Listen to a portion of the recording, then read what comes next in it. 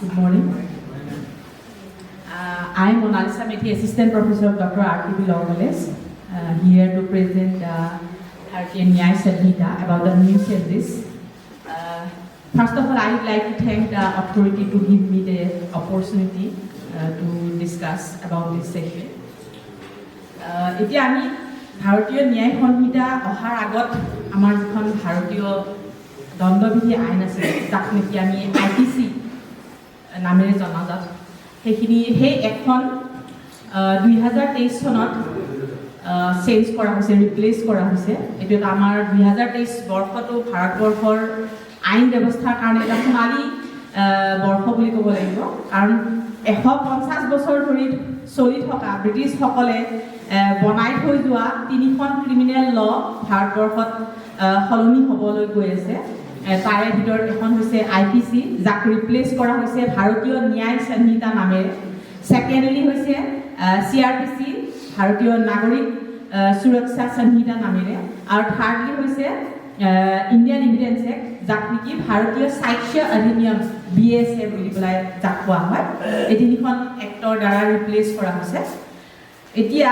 এই যে নতুন এখন বা ৰিপ্লেচ কৰা হ'ল যাক নেকি BNS যাক আগত IPC বুলি কোৱা হৈছে এতিয়া BNS বুলি কোৱা হ'ব তাৰ কিছুমান কাৰণ আছে যে ফাৰ্স্ট অফ অল আমি ক'ব লাগিব যে যেটো আগৰ যিখন IPC আছিলে তাৰ মেইন উদ্দেশ্য আছিলে যে গিভ দ্য পানিশমেন্ট যাৰ নামটোৱে কয় যেনেকৈ IPC Indian panel code only to give the punishment is the main motive of that particular act এতিয়া যিখন এই এক্ট পাস কৰা হৈছে তাৰ অকল মোটিভ টু পানিশমেন্ট দিয়াটোৱে নহয় জাস্টিস দিয়াটো ভিকটিম সকলক জাস্টিস দিয়াটোৱে হৈছে মেইন উদ্দেশ্য এই ক্ষেত্ৰত বিল তিনিখন ৰিপ্লেচ হোৱাৰ পিছত আমাৰ মাননীয় প্ৰধানমন্ত্ৰী নৰেন্দ্ৰ মোদী ডাঙৰীয়াই কৈছিলে যে citizen first dignity first and justice first তাৰমানে আমাৰ মেইন উদ্দেশ্য হ'ব যে জাস্টিস দিয়াটো মেইন উদ্দেশ্য যে ভিকটিম সকলক জাস্টিস দিয়াটো মেইন উদ্দেশ্য সেকেন্ডলি হৈছে যে আগৰ যিখন এক্ট আছিলে যেটো ব্ৰিটিছ সকলে পাস কৰি থৈ গৈছিলে তাক যেটো জেন্ডাৰ নিউট্ৰেলিটি কনসেপ্টটো নাছিলে এতিয়াৰ এখনে জেন্ডাৰ নিউট্ৰেলিটি কনসেপ্টটো আনিবৰ কাৰণে চেষ্টা কৰিছে তাৰ কাৰণে বিভিন্ন ধৰণৰ প্ৰভিজনছ এই এখনৰ ভিতৰত ৰখা হৈছে তাৰ বাহিৰে আমি এই এখনৰ অহাৰ আৰু কিছুমান কথা ক'ব পাৰো যে কিছুমান ব্ৰিটিছ সকলে যিখিনি আইন বনাই থৈ গৈছিলে সেইখিনি বৰ্তমান সময়ত অপ্ৰয়োজনীয় হৈ গৈছে সেইকাৰণে তাক মানে ৰিপিল কৰি পেলাই নতুন ৰিপ্লেচমেন্ট অনা হৈছে কিছুমান এনেকুৱা ধৰণৰ প্ৰভিজন আছিলে যিখিনি নেকি বৰ্তমান সময়ত প্ৰয়োজন নহয় কিন্তু এতিয়া নতুন প্ৰয়োজন আহি গৈছে যেনেকৈ টেৰৰিষ্টৰ ওপৰত কোনো ধৰণৰ আগত IPC প্ৰভিজন নাছিলে অৰ্গেনাইজ ক্ৰাইমৰ ওপৰত নাছিলে মব লিঞ্চিঙৰ ওপৰত নাছিলে গতিকে সেনেকুৱা ধৰণৰ ক্ষেত্ৰত নতুন আইনখিনিয়ে তাত প্ৰভিজনৰ ব্যৱস্থা কৰা হৈছে গতিকে এই উদ্দেশ্য আগত ৰাখিয়ে ভাৰতীয় ন্যায় সংহিতাখন ভাৰতৰ পাৰ্লিয়ামেণ্টে 2023 চনৰ 21 ডিসেম্বৰৰ দিনা পাৰ্লিয়ামেণ্টত পাস কৰা হয় এতিয়া এই একখনত আগৰ সেকশন আছিলে 511টা 511 সেকশন আছিলে এতিয়া নতুন একখনত আছে সেকশন 5358 আৰু ইয়াত টোটাল 6 সেকশন এমেন্ডমেন্ট হৈছে 175 সেকশন এমেন্ডমেন্ট হৈছে টোটাল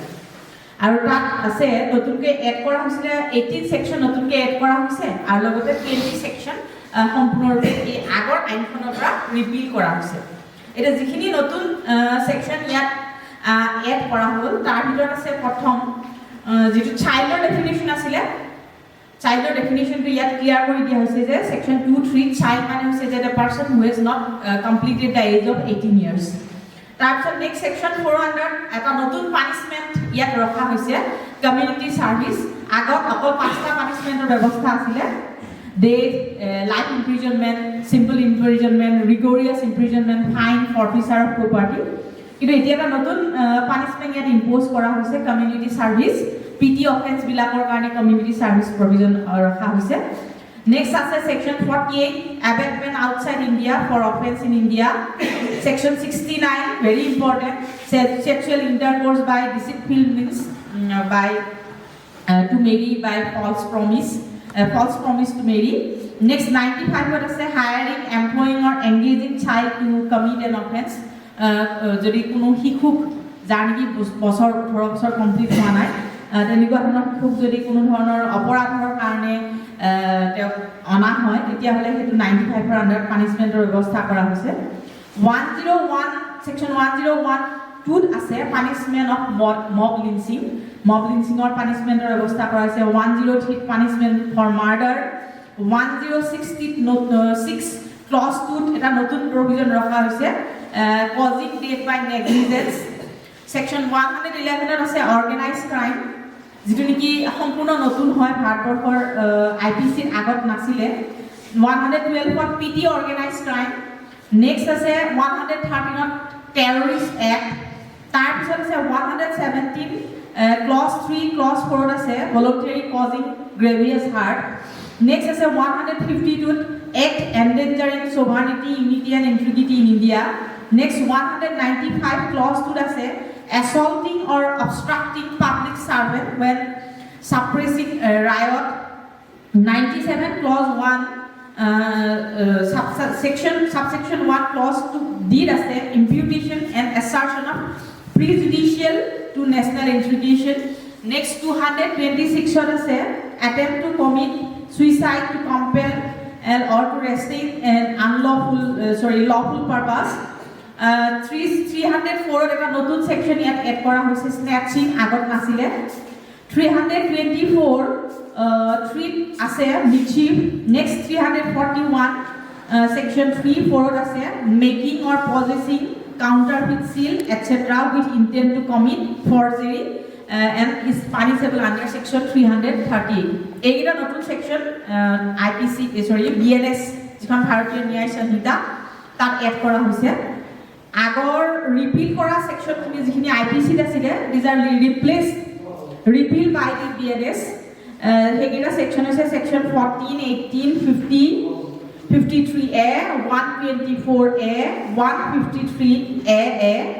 236 237 238 264, 265, 266, 267, 309, 310, 311, 377, 444, 446 and 497. Adultery বা এইবিলাক unnatural offense এইবিলাক নতুন আইনখনে ৰিপিট কৰি পেলাইছে এইবিলাক অফেন্স নাই অলৰেডি মোৰ কলিগে সেকশন 100 ৰ আগৰ যিমানখিনি সেকশন আছিল তেও কমপ্লিট কৰিলে এতিয়া মই সেকশন 100 ৰ পৰা যিখিনি সেকশন আছে সেইখিনি মই বা নতুন যিখিনি আহিছে বা চেঞ্জেস যিখিনি হৈছে সেইখিনি মই চেষ্টা কৰিম ক'ব কাৰণে আজি মোৰ সেকশন 101 ৰ পৰা 103 লৈকে মই এইখিনি ডিসকাস কৰিম বুলি ভাবি আহিছো এতিয়া ফাৰ্স্ট অফ অল সেকশন 100 ত কি আছে যেটো অলৰেডি সেকশন 299 আইপিসি আছে এতিয়া হেতু নতুন এমেন্ডমেন্ট নতে নতুন ৰিপ্লেসমেন্ট সেকশনটো আগবাঢ়ি আহিলে এতিয়া সেকশন 100 ত আছে ভাৰতীয় ন্যায় সংহিতাৰ 100 ত কালপেবল হোমিসাইডৰ যেটো ডেফিনিশন সেকশন 299 ত আছে হেতু নতুন গৈ ইয়াত অনা হৈছে হেতু whoever cause death by doing an act with intention of causing death or with intention of causing such bodily injury as is likely to cause death or with the knowledge that he is likely by such act to cause death commits the offense of culpable homicide. Eta culpable homicide er apolate komei pai thapi moi eta udahorone kobo bisarisu suppose a kom pai je ejon byakti jupoharot lukai ase zed namor byakti jon jupohar arot lukai ase aru er intention ase je zedot teo maribo bisarise ha aru teo nije maribo bisara nai ekare teo big instigate কৰিলে যে জোপহাটো জুই লগাই দিবৰ কাৰণে কিন্তু বিয়ে গম নাপায় যে তাত জেড নামৰ এজন ব্যক্তি লুকাই আছে হা তেওঁ গম নোপোৱাকৈ তাত জুই লগাই দিলে আৰু এজ এ ৰিজাল্ট জেডৰ ডেথ হৈ গ'ল আৰু এই ক্ষেত্ৰত বিৰ গিল্টিটো কোনো ধৰণৰ গিল্টি নাথাকে কাৰণ ইয়াত বিৰ কোনো ধৰণৰ ইন্টেনশন নাছিলে কিন্তু ইয়াত এৰ যেহেতু ইয়াত ইন্টেনশন আছিলে গতিকে A has committed the offence of culpable homicide যেটো সেকশন 299 ত আছিলে এতিয়া আমি নতুনকৈ মনত ৰাখিব লাগিব হেতু সেকশন 100 ভাৰতীয় ন্যায় সংহিতাৰ সেকশন 100 ত আছে নেক্সট সেকশনটো হৈছে সেকশন 101 যেটো ভাৰতীয় ন্যায় সংহিতাৰ সেকশন 101 ত আছে হেতু আইপিসি 300 ত আছিল IPC 300 যেটো আমি সকলোৱে গম পাওঁ মাৰ্ডাৰ ডেফিনিশ্যনটো দিয়া আছিলে এটা মাৰ্ডাৰ কেতিয়া কোৱা হ'ব যেতিয়া কালপেবল হোমিসাইড কিছুমান ক্ষেত্ৰত কালপেবল হোমিসাইডটো মাৰ্ডাৰ বুলি কোৱা হ'ব হা কেতিয়া কোৱা হ'ব যদি তাত কি থাকে with the intention of causing death যেতিয়া আমি আগত পাইছিলো যে তাত বীৰ কোনো ধৰণৰ ইন্টেনশন নাছিলে কিন্তু ইয়াত যদি ইন্টেনশনটো ক্লিয়াৰ হয় তেতিয়া হলে হেতু কি বুলি কোৱা হ'ব that culpable homicide is known as a murder আৰু bodily injury যদি এজন মানুহক জানি শুনি bodily injury কৰা হয় আৰু সেই bodily injury কাৰণে যদি তেওঁৰ মৃত্যু হৈ যায় তেতিয়া হলে হেতুকু আমি murder বুলি কম that culpable homicide is known as a murder bodily injury কাৰণে যদি তেওঁৰ মৃত্যু হৈ যায় তেতিয়া হলে that person is that bodily injury is the cause of murder and that culpable homicide is known as a murder next is jodi ejon manuhok inflict kora hoy and that inflictment is sufficient to the ordinary course of his natural death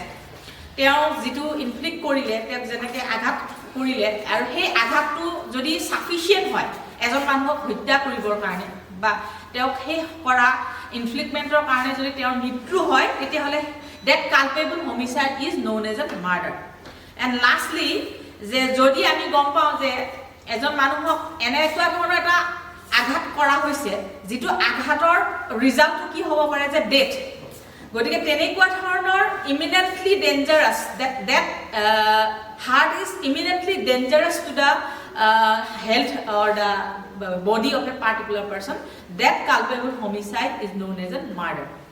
গতিকে এতিয়া জিকিটা বস্তু culpable homicide হয় কিন্তু culpable homicide হলেও কেইটামান পইণ্টত আমি তাক মাৰ্ডাৰ বুলি ক'ব পাৰো এইকিটা বস্তু থাকিব লাগিব যে তাত intention number 1 secondly bodily injury আৰু হে বডিলি ইনজুৰিটো এনেকুৱা ধৰণৰ যে মই জানো যে এনেকুৱাকে এটা তে কিক দিয়া হৈছে বা এনেকুৱাকে এটা তে খুসা দিয়া হৈছে আমাৰ মানুহৰ বডি এনেকুৱা এটা পাৰ্টত জোট দিলে তেও কি হ'ব পাৰে যে ডেথ হৈ যাব পাৰে আৰু যদি জানো যে তেও এনেকুৱাকে তেও ইনফ্লিক্ট কৰা হৈছে যে সেই ইনফ্লিক্টমেন্টৰ পৰা তেও ডেথ হ'ব পাৰে আৰু যদি আমি গম পাও যে that cause is enough to the death of a particular person তেতিয়া হলে আমি সেই কজটোকো সেই কালপেবল হোমিসাইডটোকো আমি মাৰ্ডাৰ বুলি কওঁ গতিকে এতিয়া মই কেইটামান উদাহৰণ দিব বিচাৰিছো সাপোজ এ জেডক উইথ ইন্টেনশন শুট কৰিলে তেও পিস্তলেৰে গুলিয়াই মাৰিলে তেও ইন্টেনশন আছিল যে জেডক মৰাটো গতিকে এইটোক আমি কি বুলি কম আৰু এজ এ কনসিকুৱেন্স তেও শুট কৰাৰ ফলত বা পিস্তলেৰে আঘাতপ্ৰাপ্ত কৰাৰ ফলত তেও মৃত্যু হ'ল গতিকে আমি হেতুক আমি ডাইৰেক্টলি গম পাওঁ that culpable homicide is murder আৰু এটা কথা সাপোজ এজন মানুহ আগতে কিবা তেও বেমাৰত ভুগি আছে is laboring under a disease আৰু বেমাৰত ভুক্তভোগী হয় তেও শাৰীৰিকভাৱে দুৰ্বল হৈ আছে আৰু মই গম পাই জানি শুনি যদি এজন মানুহে তেও আৰু বেছি আঘাত কৰে বা তেও হাৰ্ম কৰিলে তেও আঘাত কৰিলে আৰু সেই আঘাতৰ ফলত তেওঁৰ যদি মৃত্যু হয় তেতিয়া হলে that culpable homicide is also known as a murder Hetuk আমি মাৰ্ডাৰ বুলি কওঁ গতিকে এতিয়া আমি দুইটাৰ ডিফাৰেন্সটো আপোনালোকে ভালকে গমে পায় যে ইন্টেনশনটো হৈছে সকলোতকৈ ডাঙৰ বিষয়বস্তু যে কেনেকৈ আমি ডিফাইন কৰিম যে দুইটা কোনটোক আমি কালপেবল হোমিসাইড কম আৰু কোনটোক আমি মাৰ্ডাৰ বুলি কম ইন্টেনশনটো দ্বাৰা ইন্টেনশন যদি থাকে তেতিয়া হলে হেতু মাৰ্ডাৰ যদি ইন্টেনশন না থাকে তেতিয়া হলে হেতু কালপেবল হোমিসাইডৰে আমি নামাকৰণ কৰা হ'ব আৰু লগতে আমি যদি গম পাওঁ যে যেটো এক্ট বা যেটো তেও কৰিব গৈ আছে that is imminently dangerous যেনেকুৱাকে ধৰ এডাল ডাঙৰ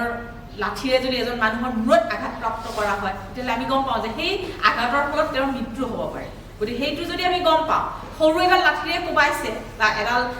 বাঁহৰ সৰু ষ্টিক এডালেৰে কোবাইছে তেতিয়াহ'লে দিছ ইজ নট এনাফ কিন্তু এটা ডাঙৰ লাঠিৰে যদি এজন মানুহক কোবায় আমি গম পাওঁ যে সেই লাঠিৰ কোবৰ ফলত বা মূৰত আঘাত দিয়াৰ ফলত তেওঁৰ ডেথ হৈ গৈছে গতিকে this is enough for the death of a particular person তেতিয়াহ'লে সেই কালপেবল হোমিসাইডটোক আমি মাৰ্ডাৰ বুলি কওঁ এইটো যদি মৰিব বুলি জানে কিন্তু একেবাৰে মাৰিবলৈ চোৱা নাছিল মানে ডাঙৰ লাঠি কালি